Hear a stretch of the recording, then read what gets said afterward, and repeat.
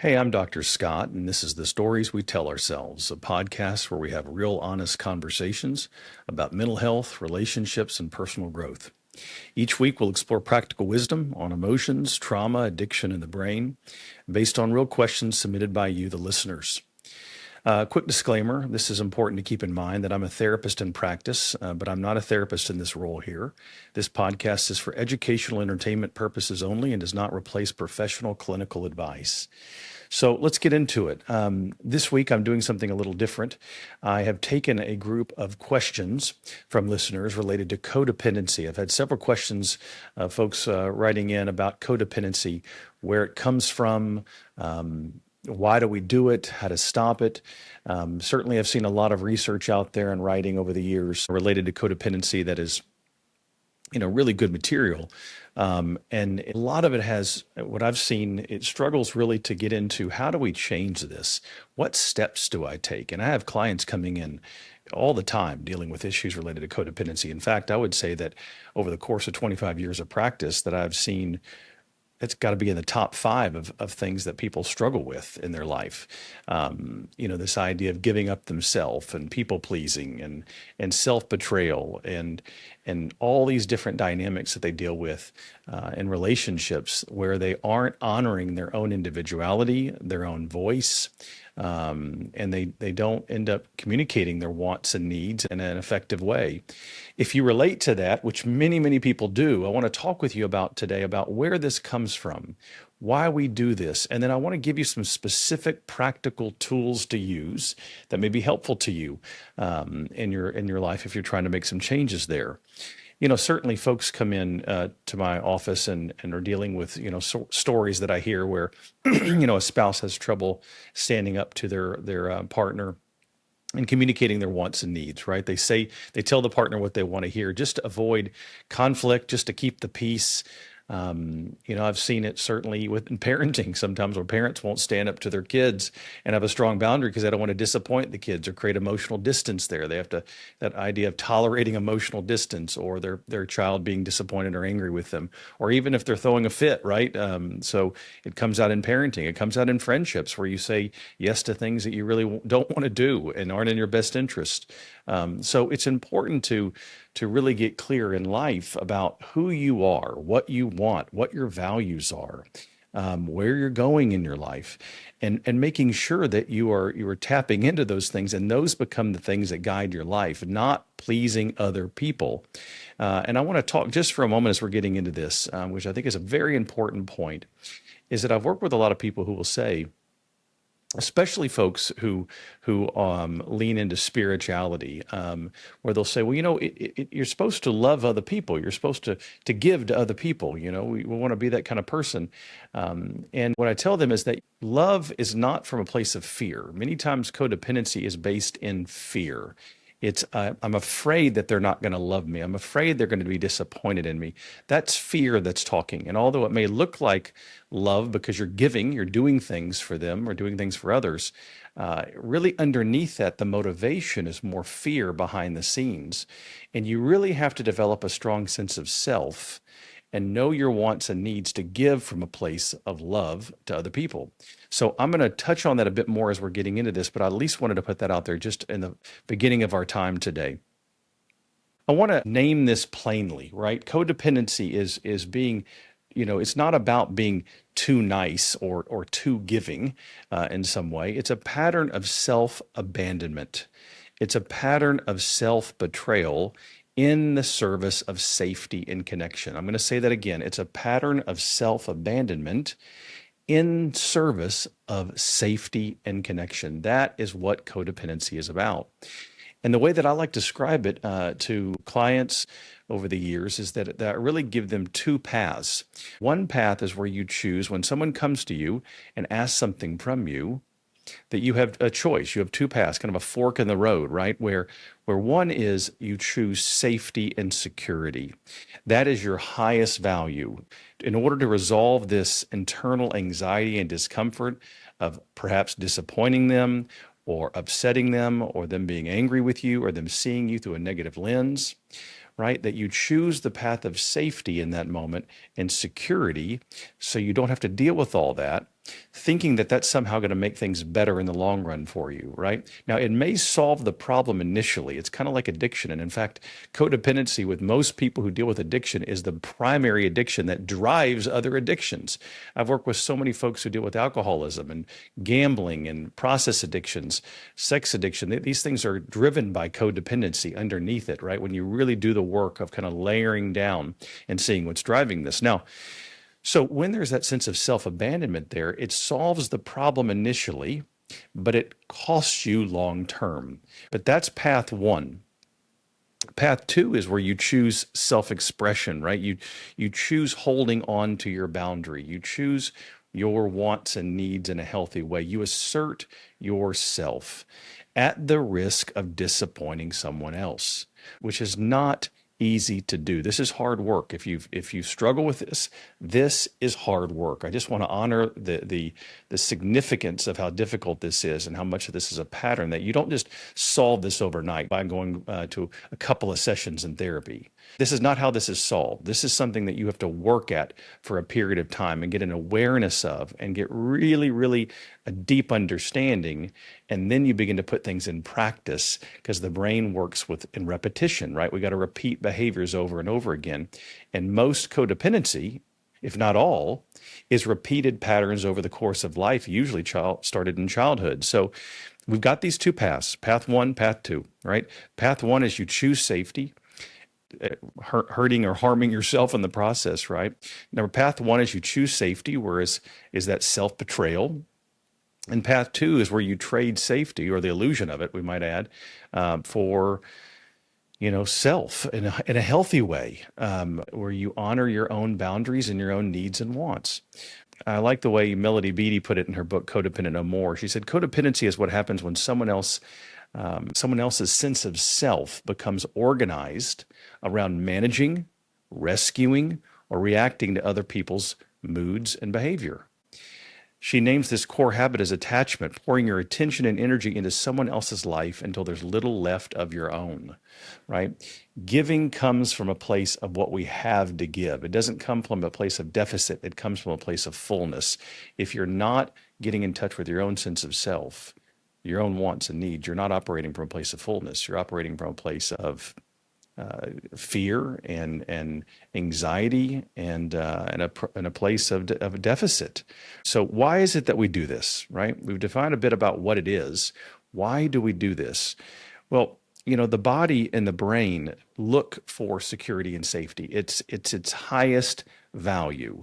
The brain's highest value is to protect you, is to keep you safe, whether that's physically, emotionally, relationally, financially, spiritually. It's there to keep you safe, right? So it's naturally going to be drawn to this pattern of giving up yourself. That's why so many people struggle with this. So that's important to consider here, that people pleasing is more of a fawn response, that we call it fawn, right? Fight, flight, fawn, right? It's more of a fawn response. It's not a personality trait. It's a nervous system process where you look at this fork in the road and you make the choice of safety. And many people do this just unknowing this, that it's unconscious to them, right? They're not even aware that they're doing this, but yet it costs them. And then they have all sorts of problems where they betray themselves and they get into addictions and all sorts of other things that end up driving this behavior because they're not honoring their own self. And it doesn't really happen, it doesn't really change until they get, sometimes older in life, where they begin to see these patterns, or they've done therapy, or they've done reading, or they've done research on this material. So it's not about willpower and trying to change this. This is about learning to understand the nervous system, and that the brain naturally goes to security and safety. So be kind to yourself, be gentle to yourself if you're wanting to work on this, because your brain is going to naturally want to grow towards safety and security, right? So that's part of why we do it. We also do it because we've learned this, right? Whether you grew up with a parent, because this is a part of socialization. It's kind of a socialization of your own conditioning growing up in a family system, right? Whether you watched a parent who was codependent, where they didn't have good boundaries and no sense of self, or struggled to have a sense of self, and they kind of appeased either you or other people, or a child who, over time learns from this, from being around people who raise them, who don't have strong boundaries and a strong sense of self, right? And they begin to pick up these patterns of behavior and how they relate to others, right? So their brain was trained and conditioned in this environment. Additionally, where there's high intensity in the home, high intensity, right? Where a parent has frequent anger responses, where they struggle with maybe perhaps alcoholism, when they come home, they've been drinking and it's unpredictable behavior, or they have bipolar, where there's a level of reacting through anger and you just never know what you're going to get. Any of these unpredictable environments where there's not security and safety, where the brain is in fight or flight, where the mind begins to assess when the parent gets home after drinking, or the parent is having a bipolar episode, or they're dealing with their anger, right? That they begin to assess, well, what's mom's mood like today, and what's dad going to be like when he gets home, and how do I? And so your focus becomes the other, the external environment. It becomes your outside of you, and when you do that over time, it becomes habitual, over and over and over, and you begin to learn this way of being in the world and in relationships, and you just carry that on to your next relationship and your next relationship and your next relationship. So that world of unpredictability is a big part of this. So where the child's attention is walking on eggshells, is living in survival, constantly reading the room, right? That's a big one there. And like I said, where you get older and you start monitoring and managing other people's behavior is kind of a survival skill, and this framework becomes part of your operating system.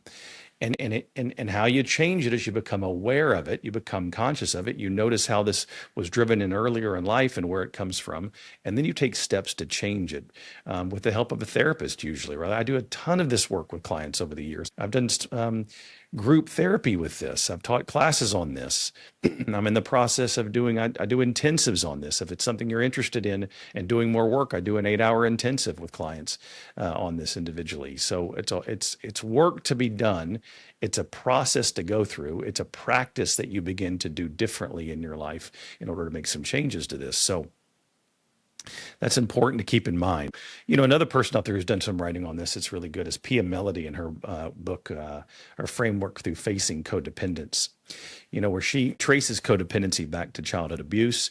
And this is not just abuse physically, it's emotionally, intellectual, spiritually, these less than nurturing environments where the child's core traits of being valuable, vulnerable, imperfect, immature, dependent, right? These things weren't honored. Right. The emotional self was not honored. In fact, it was quite the opposite with those emotional abuse.